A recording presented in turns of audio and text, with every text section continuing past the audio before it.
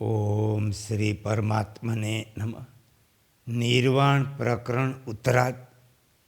પરમાત્મામાં સૃષ્ટિ બ્રહ્મની અસંભવતા, પૂર્ણ બ્રહ્મના સ્વરૂપનું નિરૂપણ તથા બધાયની બ્રહ્મરૂપતાનું પ્રતિપાદન. શ્રી વશિષ્ઠજી કહે, રઘુનંદન, તે શુદ્ધ બુદ્ધ પરમાત્મામાં સૃષ્ટિના કારણભૂત મેલ, આકાર, બીજ, માયા, મોહ અને ભ્રમ વગેરે કોઈ પણ હોવાનું વાસ્તવમાં સંભવ નથી. તે માત્ર અદિતિ, શાંત, અતિ નિર્મળ અને આદિ અંતથી રહિત છે. તે એટલો સૂક્ષ્મ છે કે તેની અંદર આકાશ પણ પથ્થર જેવું સ્થૂળ કહી શકાય, જેની ઉત્પત્તિનું કોઈ કારણ નથી. તે દસ્ય પ્રપંચની સત્તા કદાપી સંભવ નથી. જે સદાય સ્વ અનુભવ ગમ્ય નિત્ય પરમાત્મા વસ્તુ છે, તેની સત્તાનું નિરાકરણ કરવાની શક્તિ કોના? સંસાર બ્રહ્મ સ્વરૂપ હોવાના કારણે ચૈતન્યમય છે. એમાં જે જડ આકારની પ્રતીતિ થાય તે ભ્રમ છે. તેથી બધું જ એક અજન્મા, શાંત, દ્વૈત અદ્વૈત રહિત અને નિરામય બ્રહ્મ છે. પૂર્ણ પરબ્રહ્મ પરમાત્માથી પૂર્ણનો જ વિસ્તાર થઈ રહ્યો. પૂર્ણમાં પૂર્ણ જ વિરાજી રહ્યું. પૂર્ણથી પૂર્ણનો ઉદય થયો. પૂર્ણમાં પૂર્ણ પ્રતિષ્ઠિત છે. તે પૂર્ણ બ્રહ્મ શાંત, સમ, ઉત્પત્તિ વિનાશ રહિત, નિરાકાર, અજન્મા, વ્યાપક, વિશુદ્ધ અને અદ્વિતીય છે.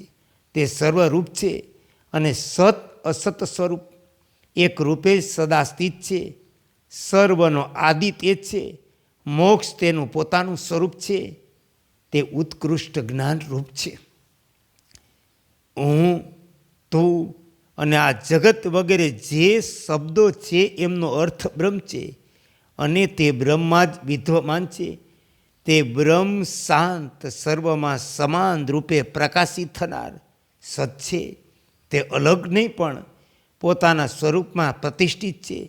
સમુદ્ર, પર્વત, મેઘ, પૃથ્વી આદિથી યુક્ત હોઈને આ જગત વાસ્તવમાં અજન્મા નિષ્ક્રિય બ્રહ્મ સ્વરૂપ છે. તે બ્રહ્મમાં ન તો જ્ઞાતૃત્વ છે, ન કર્તૃત્વ છે. તેમાં ન જડતા છે, ન ભોગતાપણું છે, ન શૂન્યતા છે, ન અર્થરૂપતા છે અને ન આકાશરૂપતા પણ છે. તે સત્ય, ધન, અદિતિ, જન્મ આદિતિ રહિત, સર્વવ્યાપી, સર્વરૂપ, શાંત, અનાદિ, અનંત અને એકરૂપ છે. મૃત્યુ, જીવન, સત્ય, અસત્ય, શુભ અને અશુભ જે કાંઈ પણ છે તે બધું એકમાત્ર જન્મ રહિત ચેતન આકાશ સ્વરૂપ છે. જેમ લહેરો સમુદ્ર રૂપ હોય તે પ્રમાણે બધું બ્રહ્મ છે. શાંતોમાં પરમ શાંત ચેતન આકાશ સ્વરૂપ બ્રહ્મનું રૂપ આ જગત છે. જે આદિ અંતમાં અવ્યક્ત તથા મધ્યકાળમાં આ પ્રમાણે વ્યક્ત થાય. જેમ જળ લહેર વગેરે રૂપે દેખાય તે જ પ્રમાણે બ્રહ્મ જગત રૂપે ભાસે. તે ઉત્પન્ન છે. તે કાર્યરૂપ અને જે ઉત્પન્ન નથી થતું અને ઉત્પન્ન નથી તે કારણરૂપ પણ તે ચૈતન્ય પરમાત્માથી ભિન્ન નથી. તેથી આ સૃષ્ટિનું બ્રહ્મથી ભિન્ન કોઈ કારણ નથી.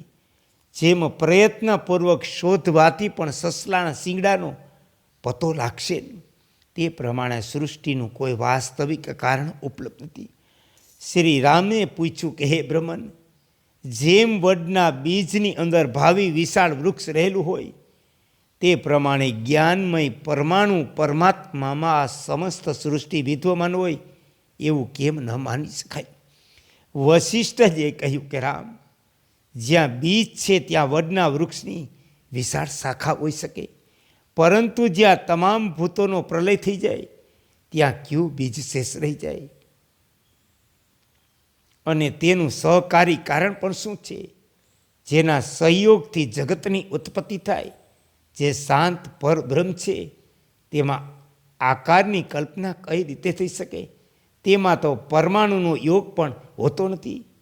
બીજ ક્યાંથી આવી શકે?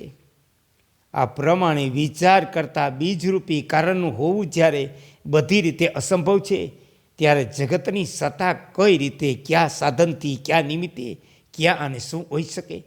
તેથી જે બ્રહ્મરૂપ પરમ તત્વ છે તે પોતાના સ્વરૂપભૂત સંકલ્પથી આ જગત બનીને સ્થિત છે. અહીં ન તો કોઈ વસ્તુ ઉત્પન્ન થાય, ન તેનો નાશ પણ થાય. જેમ આકાશમાં અવકાશ અને જળમાં દ્રવત્વ છે, તે જ પ્રકારે પરમાત્મામાં સૃષ્ટિ સ્થિત છે. હે કૃષ્ણ, હે કૃષ્ણ, હે કૃષ્ણ.